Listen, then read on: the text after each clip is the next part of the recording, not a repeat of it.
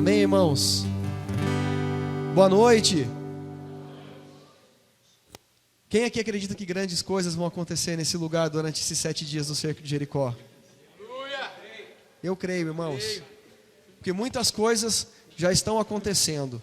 E tenho certeza que muitas coisas ainda vão acontecer. Eu tenho certeza absoluta que a sua vida vai mudar depois desse cerco de Jericó. Amém? Para quem não me conhece, meu nome é Zanata, meu sobrenome, na verdade, meu nome é Antônio. Tenho 31 anos, sou casado com a Ângela, que está lá no fundo. Temos 2 filhos, a Isabela, com 4 anos e meio, e o Pedro, com um pouco mais de 2 meses.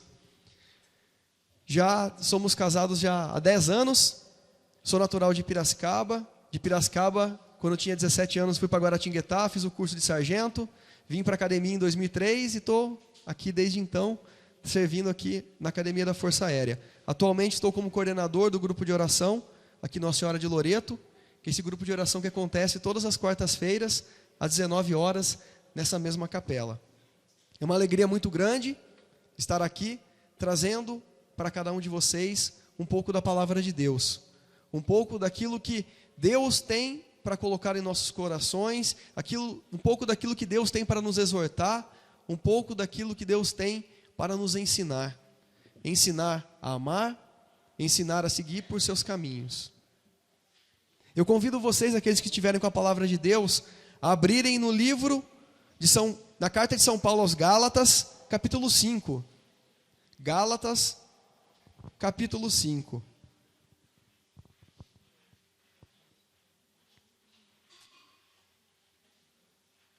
Carta de São Paulo aos Gálatas, capítulo 5.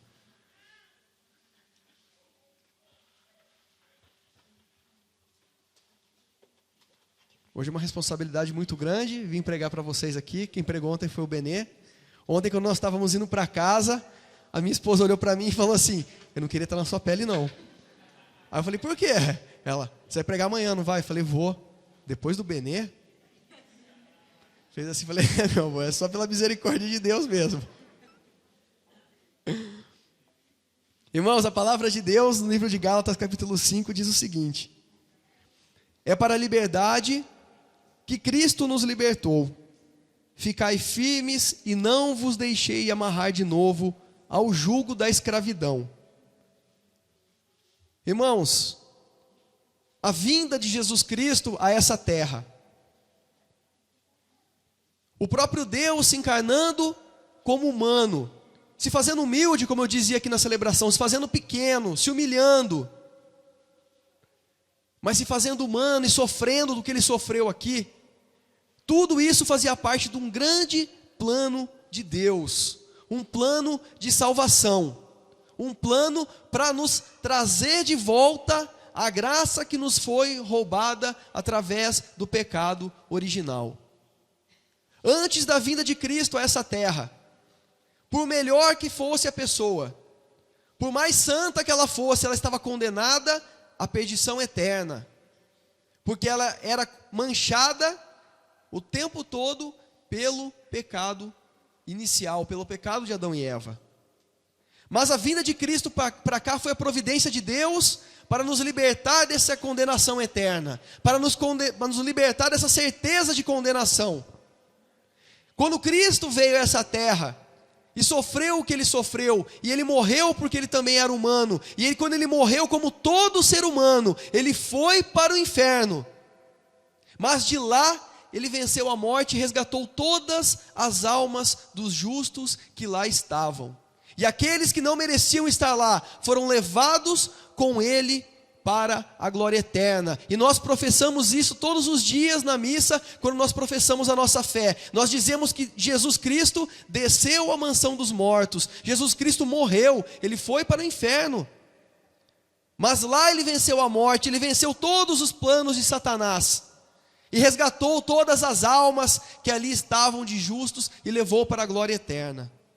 E a partir dali, irmãos, todos os que nasceram, já nasceram banhados pelo sangue do Cordeiro. Quando Cristo fez esse sacrifício máximo, dando a sua própria vida por cada um de nós, ele nos deu vestes novas, Ele nos deu roupagem novas. Ele nos fez criaturas novas, renascidas pelo seu próprio sangue. Mas por que diz aqui a palavra de Deus? Por que São Paulo diz nesse primeiro trecho? Que Cristo nos libertou, mas ficais firmes para não de novo serem aprisionados, não se amarrarem de novo pela escravidão. Porque, irmãos, da mesma maneira que Deus tinha um plano de salvação, vocês acham que Satanás, que conseguiu seduzir Adão e Eva e condenar toda a humanidade à perdição eterna, vocês acham que ele ficou satisfeito com isso? Com o plano de salvação de Deus? Ficou ou não? Não, né, gente? E até hoje ele está aí. Pedro diz isso na sua carta, que o demônio é como um leão, que fica ao redor, rodeando a sua presa e rugindo. Assim é Satanás, ele fica rodeando, ele fica estudando, ele fica analisando as pessoas, o perfil de cada pessoa, ele analisa do que eu gosto, o que eu me interesso, e é ali que ele começa a agir. Irmãos, eu venho falar para vocês na noite de hoje sobre a libertação do cárcere do pecado. A libertação do cárcere do pecado. E por que eu digo do cárcere do pecado? Porque o pecado, irmãos, é uma prisão. O pecado, irmãos, ele entra na nossa vida como um ladrão. Como que o ladrão entra? Ele toca a campainha, ele bate na porta, se apresenta, vim aí para fazer uma rapa na tua casa aí. Por onde que o ladrão entra? Ele entra pela porta? Não, ele entra pela janela, ele pula o muro. E assim também é que o pecado entra em nossas vidas. O pecado não se apresenta para cada um de nós. Os planos de Satanás não se apresentam para cada um de nós como algo claro e que nós já percebemos desde o início. Se eu for por aí, não vai dar certo não. Vou cair num pecado que eu não vou sair mais. Ele não vai fazer isso, porque senão ninguém vai querer entrar por esse caminho. Assim como o ladrão também não se apresenta como ladrão, senão ninguém vai abrir a porta para ele. Senão ninguém vai deixar nenhuma janela aberta. Mas o pecado se aproveita de janelas abertas nas nossas vidas espirituais. Quais são essas janelas que nós muitas vezes deixamos abertas e que servem para o ladrão entrar? São as brechas que nós deixamos na muralha que o Espírito Santo constrói através de nós. Irmão, se nós construirmos aqui hoje uma muralha, um muro muito grande, mas se o tempo for passando e não houver manutenção daquela muralha, se ninguém cuidar daquela muralha, daqui talvez 20, 30, 40 anos, aquela muralha já vai estar começando a se despedaçar, rachaduras vão aparecer, plantas talvez comecem a brotar do meio dos tijolos ali, e aquela muralha está fadada a ser destruída. Assim também é a muralha que o Espírito coloca ao redor de nós, se nós não cuidarmos dela. Se nós não fizermos a manutenção nessa muralha, nesse muro que é o Espírito Santo em nossas vidas, ele também está fadado a ser destruído. E aí vai ficar mais fácil ainda para o ladrão entrar. Muito mais fácil. Mas o que esse ladrão faz? O que ele rouba? Porque o ladrão rouba. Se não roubar, não é ladrão. O que o pecado rouba de nossas vidas, irmãos? O pecado rouba a graça de Deus nas nossas vidas. A graça que Deus nos deu, que Jesus Cristo nos deu, através do sacrifício dele na cruz. A graça da salvação, a graça da felicidade eterna, tudo isso é roubado de nós pelo pecado. Por isso o pecado é um grande ladrão. E nós não podemos permitir que ele continue entrando em nossas vidas. Mas isso não é fácil. Não é fácil. E Paulo continua dizendo, se nós pularmos um pouquinho ali, no versículo 4. Vós que procurais a vossa justificação na lei, rompestes com Cristo, decaístes da graça. Quanto a nós que nos deixamos conduzir pelo Espírito, e da fé aguardamos a justificação, objeto de nossa esperança. Irmãos, se nós começarmos a embasar as nossas vidas por leis muitas vezes criadas pelos homens, e começarmos a deixar de lado as verdades que nos são faladas através da ação do Espírito Santo, nós estamos fadados à desgraça, que é a ausência de graça. Porque se nós começarmos a viver conforme regras humanas e deixarmos de observar aquilo que o Espírito Santo deseja verdadeiramente dentro de nós, que deseja verdadeiramente das nossas vidas, como o próprio profeta diz aqui, como o próprio Paulo diz, nós estamos rompendo com o sacrifício de Cristo. Porque Cristo morreu para que nós não fôssemos mais prisioneiros, e nós não devemos nos aprisionar a nada desse mundo. Nós devemos buscar a graça, buscar a verdade simples, única e exclusivamente no Espírito Santo. Com efeito, em Jesus o que vale é a fé agindo pelo amor. Ser ou não circuncidado não tem importância alguma. Corrieis tão bem, ele exorta a comunidade, ele fala, poxa, vocês estavam indo tão bem, caminhando tão bem na fé. Quem vos impediu de obedecerdes à verdade?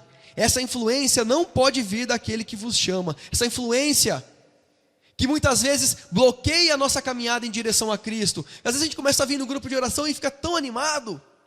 E vem no grupo, e louva, e vem no cerco de Jericó. Poxa, que delícia, parece que é um pedaço do céu. E passa os 7 dias aqui louvando, adorando, uma maravilha. Sai daqui bem-humorado, acorda bem-humorado, tudo está dando certo na sua vida. Aí daqui a pouco parece que depois de 1 semana, 2, já não tem mais aquele gasto todo. Com 3 semanas, já dá aquela preguicinha de ir no grupo de oração. Com 4 semanas, já não quer mais nem pegar a Bíblia. E assim vai, progredindo. Isso também aconteceu com aquela comunidade. E Paulo diz, quem impediu vocês de obedecer a verdade que Jesus Cristo apresenta a cada um de nós? Obrigado. Não pode ser aquele que vos chama, não pode ser Jesus Cristo. Um pouco de fermento fermenta a massa toda. Um pouco de pecado estraga a massa toda. Um pouquinho de pecado na minha vida faz com que o pecado cresça de tal maneira em que muitas vezes se torna incontrolável. E o pecado, ele tem essa característica, irmãos. O pecado é igual um coelho. Se você colocar um casal de coelho ali, em 1 ano vai ter, 40, 50, 90 coelhos, se você não cuidar. O pecado na sua vida, um pouquinho de pecado, se você não ficar atento, se você permitir que esse pouquinho de pecado entre na sua vida, daqui a pouco vai ter muitos outros pecados. Porque se o ladrão, ele pula a janela e entra na sua casa e vê que não tem ninguém na sua casa, ele vai lá pela porta da frente e abre a porta para os outros entrarem. Ele vai abrir caminho para os outros que vão vir, e assim é que o pecado age em nossas vidas. Irmãos, o pecado, ele escraviza a cada um de nós. Nós vamos nos tornando aos poucos escravos do pecado, escravos da nossa própria carne, escravos da nossa vontade humana, escravos do nosso corpo, escravos do nosso querer, porque o pecado nos escraviza, ele nos aprisiona.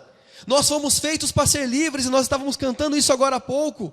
Jesus deseja cada um de nós, Deus deseja que nós sejamos livres, livres no Espírito.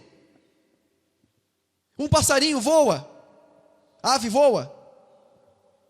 Depende da ave, né, gente? Tem pinguim não voa, galinha também não voa tão bem, mas em geral as aves voam.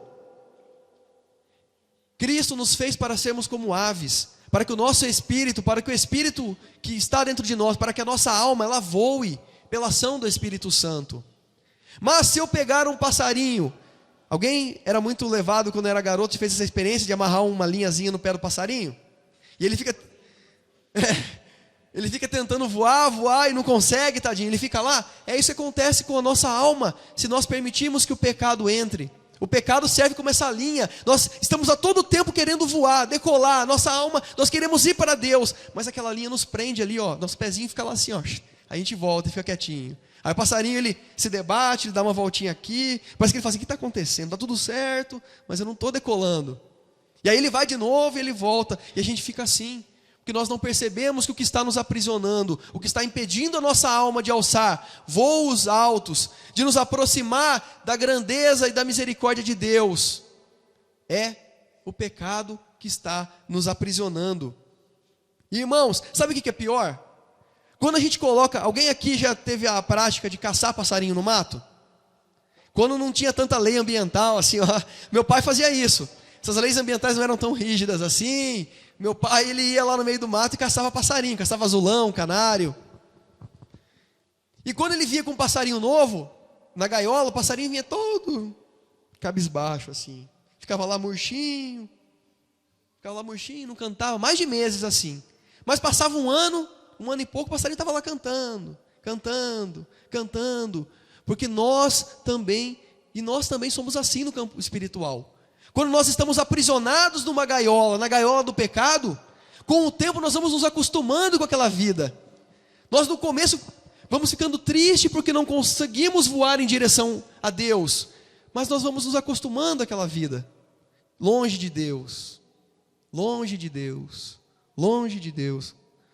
Tomar cuidado, senão eu vou parar pertinho de Deus daqui a pouco, né? Longe de Deus. E daqui a pouco nós estamos felizes de novo. Eu não estou mais indo no grupo de oração, mas está tudo dando certo na minha vida. Não precisa nesse grupo de oração não. Parece que quando eu ia, as coisas davam mais errado do que estão dando agora. Vou mais não. Vou rezar não. Para que ir na missa?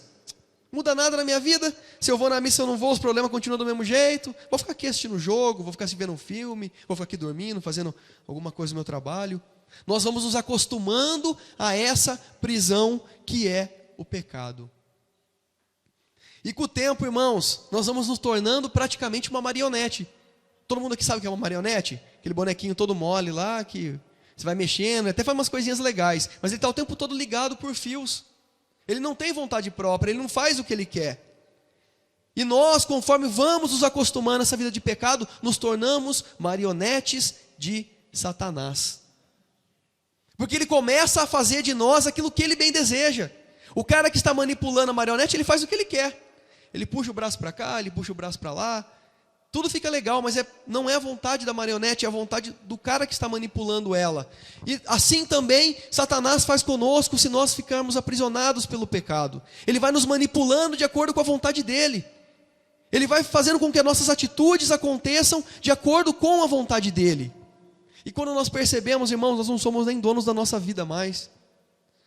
Nós ficamos escravos da nossa carne. Alguém aqui já assistiu aquele filme Deus Não Está Morto? Tem uma cena que eu acho que é a cena que é a mais maravilhosa de todas, quando um filho que é todo perdido lá, não está nem aí para Deus, ele vai conversar com a mãe dele, que ela é meio, já está meio gagazinha, já meio, não sei, esclerosada, não sei o nome técnico para isso que a mulher tem, meio com uma demência. Ela já não é mais tão, não fala coisa com coisa. E ele fica lá olhando ela à noite, ela lá na frente da televisão. E ele começa a falar, poxa, como pode? Que Deus é esse, né? A senhora tão boa, acreditava tanto em Deus, e olha só como é que está aí. E tudo.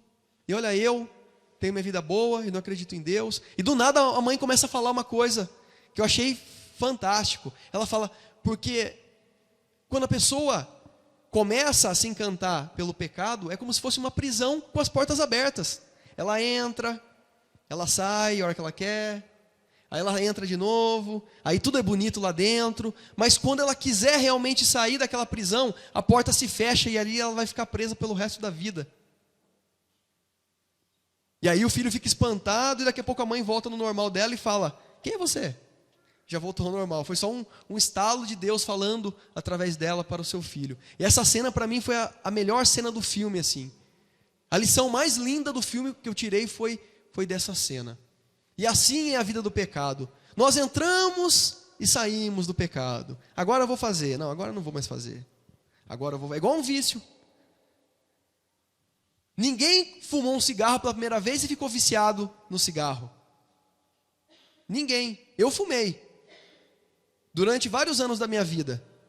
E eu não fiquei viciado. É impossível a pessoa ficar viciada na primeira tragada. Porque a primeira tragada do cigarro é a pior experiência da sua vida. Parece que alguém está pegando o seu pulmão e fazendo assim, ó. Você tosse, seu olho lacrimeja, fica vermelho, você parece que vai vomitar. Mas a pessoa persiste, vai uma, vai duas. E assim foi comigo. Aí tossia menos. Quando eu vi, eu já era escravo do cigarro. Até que eu conheci a Ângela e ela falou assim, olha, se você quiser sair comigo, só se você parar de fumar, que com esse bafo de cinzeiro não dá. Misericórdia, Senhor, ficar lambendo cinzeiro não dá certo não, né? Santa Ângela. Mas é verdade, irmãos, o pecado vai nos aprisionando, e quando nós percebemos, nós estamos tão presos que nós não conseguimos mais sair, nós nos tornamos escravos dos nossos vícios. E eu estou falando do cigarro, mas pode ser muitos outros. O jogo, a pornografia, tantos outros vícios que o mundo está nos oferecendo hoje. O vício de falar mal dos outros, que é gostoso, não é não? Fala sério. Quem daqui gosta de falar da vida dos outros? Pessoal, mentir é pecado também, gente. Vocês estão na frente de Jesus, hein? Dentro da igreja é agravante ainda, hein? Ninguém gosta de falar da vida dos outros. Tá bom, eu acredito. Não sei se ele acredita, eu acredito. Tá bom, vocês estão falando. A gente não fala, a gente comenta. O Fernando que fala às vezes, a gente partilha, né? Ô irmão, vou partilhar um negócio da vida do irmão aí com você. Mas irmãos, assim é o pecado, ele vai nos aprisionando de tal maneira que nós não conseguimos mais sair daí.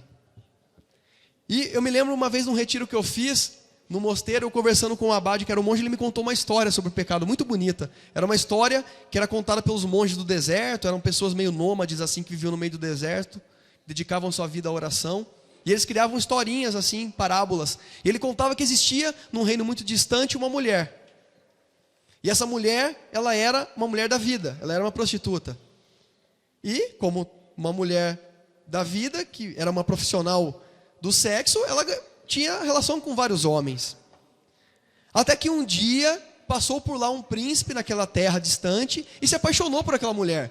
Essa mulher é muito linda, estou apaixonado por ela. Aí ela falou assim, aí ninguém já falou, pô, mas é uma meretriz. Ele, não, mas eu estou apaixonado por ela. E ele foi conversar com ela e falou, olha, eu te dou uma opção.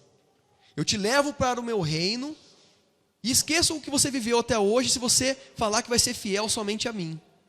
E a mulher ficou naquela dúvida, né? E agora? Esse cara, será que está falando sério? Será que está de brincadeira comigo? E ela ficou algum tempo pensando, enquanto o príncipe seguiu viagem. E no retorno da viagem dele, ele passou por lá de novo. E ela aceitou, não, eu quero viver com você. E foi embora para ele, para o reino dele. Um dia passando pelo reino desse príncipe, ela já era princesa, um cara que conhecia ela da vida passada olhou e falou assim, eu conheço essa princesa aí, hein? Essa princesa não é tão princesa assim. E aí comentou comigo dele, lembra da fulana? Lembro. Então, virou princesa agora. Aí ninguém falou, mas ela não vai resistir. Tinha um jeito que eu assoviava para ela, que ela sabia que era eu. Então vamos fazer o seguinte, o dia que ela passar com as camareiras dela, eu vou assoviar para ela saber que sou eu. E ela não vai resistir, ela vai voltar para essa vida. E assim foi. E eles ficavam lá de tocar, e um dia ela passou cheia de camareira, cheia de segurança, e aí o cara não mexeu com ela, porque vai mexer com a mulher do príncipe. Não é doido, né? Não mexeu. Até que um dia ela saiu sozinha. E aí, o cara assoviou para ela. E quando ele assoviou, ela parou, pensou, e passou o filme na cabeça dela, e ela sabia quem estava assoviando, e ela sabia para que estavam assoviando para ela. E o que ela fez, irmãos? O que ela fez? Ô gente, só com o Benê que vocês respondem as coisas, para mim vocês não respondem não? Que isso, que descaso. O que ela fez? Seguiu em frente? Não, irmãos, ela saiu correndo, se trancou no seu quarto, se escondeu embaixo da cama e tapou os ouvidos. Irmãos, sabe quem que é essa prostituta? Eu e cada um de vocês. Sabe quem que é esse príncipe? É Jesus Cristo. E todos os dias o inimigo vem com um plano de assoviar para nós, para nos seduzir das coisas da velha vida. E cabe a cada um de nós todos os dias decidir se eu vou dar ouvido a esse assovio e vou ver quem quer falar comigo, sabendo já quem é que quer falar comigo, ou se eu vou correr para baixo da minha cama, que talvez não seja a minha cama, seja meu quarto, seja a igreja. Não vou me esconder embaixo da cama, mas vou dobrar os meus joelhos e não vou tapar meus ouvidos, mas eu vou adorar a Cristo Jesus. E todos os dias isso acontece nas nossas vidas, irmãos. Todos os dias isso acontece nas nossas vidas. Todos os dias, a todo instante, nós estamos ouvindo assovios e assovios de Satanás querendo nos chamar para a vida velha. Mas nós, irmãos, não estamos fadados, como a história aqui diz, A história que eu contei para vocês agora, a perdição eterna. Porque nós éramos, ou fomos, ou ainda somos, meretrizes na vida espiritual. Porque o próprio São Paulo continua no versículo 10. Confio em vós, no Senhor, que não pensais de maneira diferente. Porém, aquele que vos perturba, seja quem for, terá o merecido castigo. E ele já teve o castigo dele, irmãos. Quando ele quis ser maior do que Deus, ele já foi castigado. Ele já foi expulso do céu. Ele já foi jogado para viver nesse mundo em que nós habitamos. Ele já foi castigado porque a glória, o brilho de Deus, a luz de Deus, ofusca tanto a visão dele, que ele não é capaz nem de olhar mais para Deus. E quando Jesus Cristo veio a essa terra, foi o golpe de misericórdia no coração dele. Que acabou realmente com os planos dele. A ele só resta, irmãos, todos os dias, ficar assoviando e assoviando para cada um de nós, para ver quem de nós vai ser seduzido por esse assovio e vai voltar para a velha vida. Quem de nós que vai dar ouvido a esse assovio e vai voltar para a vida de falar mal dos outros, vai voltar a beber só um copinho de cerveja, vai voltar a beber, vai voltar a jogar só um joguinho de truco, valendo, sei lá eu quantos reais. Todos nós, irmãos, todos nós, todos os dias passamos por isso. E nós precisamos resistir com força, mas não com força humana, porque a nossa força humana não é capaz. Ô Senhor, que isso, hein? É um sinal de Deus aqui. Fica quieto já falou muito. Nós não somos capazes com nossas forças de resistir a esse Deus, a esse pecado. Nós precisamos da força que vem do alto. Nós precisamos do Espírito Santo em nossas vidas, porque senão nós não somos capazes de lutar contra o pecado. Irmãos, põe uma coisa na sua cabeça: você não é capaz de negociar com Satanás, porque ele vai te enganar, porque ele vai mentir para você, porque ele vai fazer você acreditar que você está vivendo algo maravilhoso na sua vida, mas o que ele está fazendo é dando dia após dia mais um nozinho na corda que prende os seus pés a essa terra e que te impede de voar para a glória de Deus. Não negocie com Satanás, não negocie com o demônio. Com ele não tem negócio, porque ele não entra em negócio nenhum para perder, irmãos. Ele já perdeu. Ele já perdeu. O bandido, falando do ponto de vista material, no mundo em que nós vivemos. Se tem alguém aqui que é policial? Mas quem conhece algum policial sabe, o bandido não tem nada a perder, irmãos, porque a vida dele já está perdida. Não tem negociação com o bandido, porque se o cara der mole, ele vai largar o dedo no cara, porque a vida dele já está perdida. Satanás já está perdido.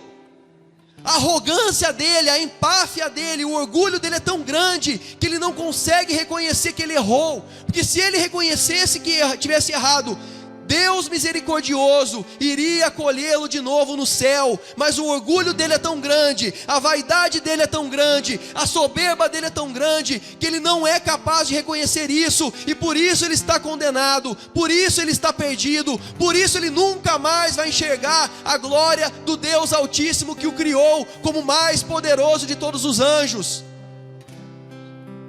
Portanto, não negocie com ele, porque a nossa inteligência humana, irmãos, é muito pequena perto da inteligência dos anjos. Os anjos não leem nosso pensamento, mas ele consegue deduzir aquilo que você quer, pelas suas atitudes, pelo que ele te conhece. E assim também são os demônios.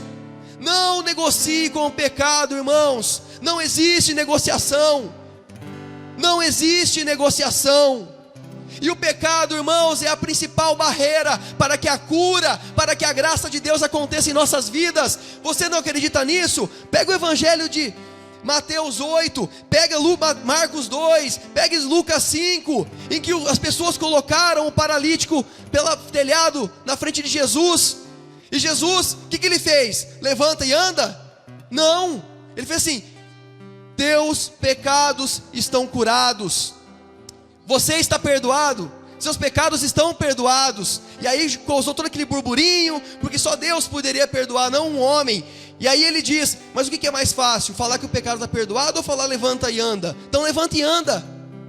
Mas antes de curar, antes de fazer aquele paralítico andar, foi necessário que ele desse o perdão dos pecados, que ele libertasse aquele paralítico dos seus pecados. Por isso, irmãos, a maior barreira para a ação de Deus em nossas vidas é o pecado. Se você continuar na sua vida de pecado, irmão, a graça de Deus não vai acontecer na sua vida, porque todos os dias Deus vai encher a caixa d'água, mas o buraco do pecado é tão grande, que no final do dia vai estar vazio da graça de novo. Todos os dias Deus vai vir com cura para a sua vida, mas no final do dia não vai ter cura nenhuma, porque você está se afundando no pecado, está se afundando numa vida de perdição de novo. Todos os dias é essa luta, irmãos, e vai ser eternamente. Existe um santo, me fugiu o nome agora, espertão, não foi anotar aqui, quis confiar na cabeça. Tinha um santo que falava, o momento de buscar a santidade é agora, porque depois que morrer acabou, não vai ter segunda chance. O momento de buscar a santidade, irmãos, é agora, não é amanhã, porque eu não sei se amanhã eu vou estar vivo, eu não sei se amanhã eu vou acordar vivo, eu não sei se eu vou sair para o trabalho, vou bater de frente com um ônibus. Nossa, que coisa bizarra. É bizarro? Não é. Quantas pessoas morrem? Jovens. Quantas pessoas mais jovens que eu morrem? Eu não sei o dia de amanhã, irmãos, então não fique contando com a sorte. Não fique todos os dias colocando as fichas que Deus colocou para você na mesa para apostar com o demônio. Não aposte, irmãos, porque a tua chance é só essa. Não faça isso com a sua vida. Não destrua a sua vida. Irmãos, durante muitos anos eu destruí a minha vida no pecado. Durante muitos anos eu me embebedava todos os dias.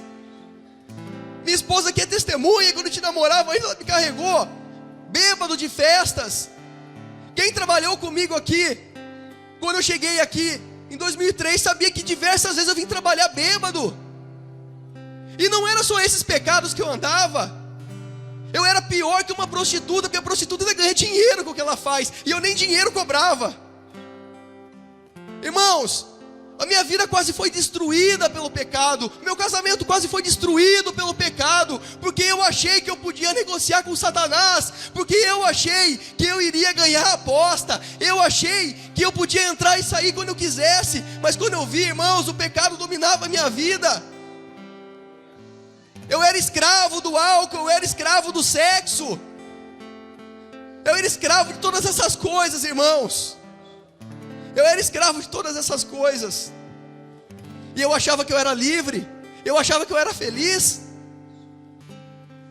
Quanta tristeza eu dei para minha mãe. Quanta tristeza eu dei para minha esposa. Por causa da vida que eu vivia. Irmãos, não aposte, não entre num jogo contra Satanás, porque você vai perder como eu perdi. Graças a Deus, a misericórdia de Deus me resgatou. A mão de Deus se estendeu. E eu agarrei essa mão, irmãos, eu não solto mais essa mão por nada, porque eu não quero mais voltar para aquela vida. Eu não quero mais ser escravo de nada. Eu não quero ser um prisioneiro do pecado, um prisioneiro dos prazeres desse mundo. E você também não deve ser.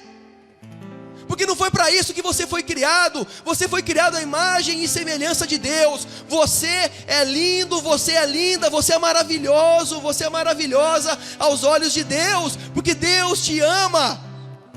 Deus sonhou com você. E o Éder falava de maneira muito linda isso. O seu nome está escrito nas mãos de Cristo, pregado na cruz. Porque foi por você que Ele morreu. Porque Ele te ama, porque Ele se importa com você. Se as pessoas do mundo não se importam com você, se as pessoas do mundo não te dão o valor que você queria dar, saiba que teve alguém que deu a vida por você, que conhece as suas angústias, que conhece a sua dor, e que todos os dias quer te curar, todos os dias quer te fazer feliz, mas você não permite.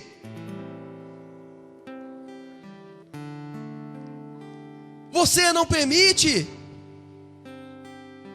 E nessa noite, irmãos, nós vamos clamar diante do Deus Altíssimo,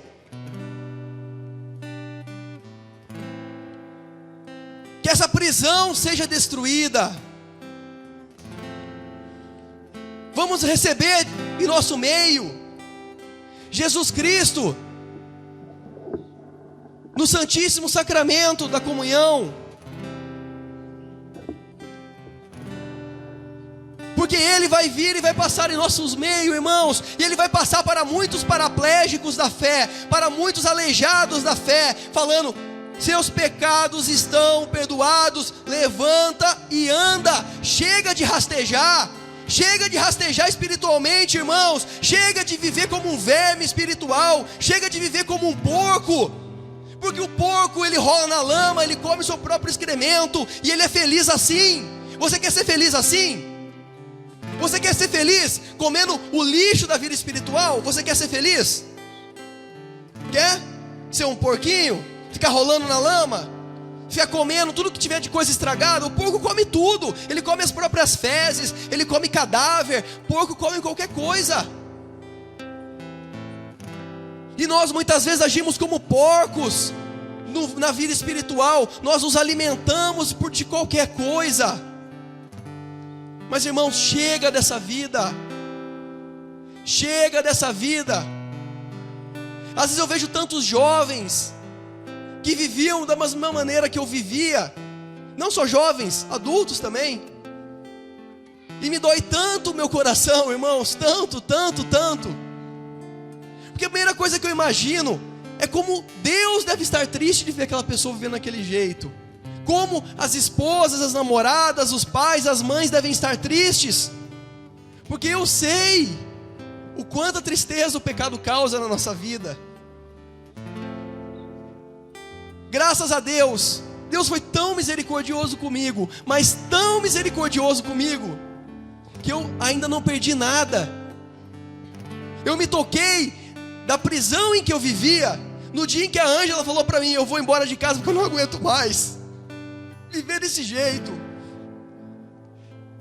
Eu já falei isso várias vezes aqui no grupo, mas toda vez eu choro, porque, irmãos, essa foi a vez em que eu olhei ao redor e eu vi que eu não estava num quarto de palácio, mas eu estava numa cela, aprisionado.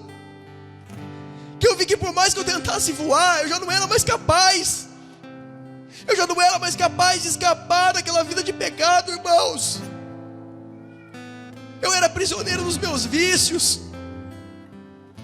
E a Ângela falou: eu não aguento mais, eu vou embora. Mas a graça de Deus foi tão grande, irmãos, que ela desistiu de ir embora. E a minha esposa, que foi criada numa casa espírita, levou o garoto, que até os 17 anos era coroinha, de volta para Deus. De volta para esse Deus. Aleluia, Senhor. Porque só Ele, irmãos, é capaz de nos libertar desse pecado, de nos libertar dessa prisão, irmãos.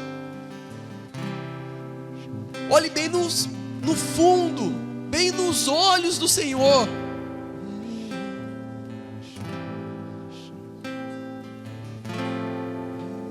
E veja quanto amor Ele transborda no seu olho, no seu olhar. Irmãos, não é à toa que vocês estão aqui nessa noite. Foi Ele que te convidou. Foi Ele que te chamou para estar aqui, porque Ele quer te libertar dessa prisão, porque Ele quer te mostrar o quanto Ele te ama.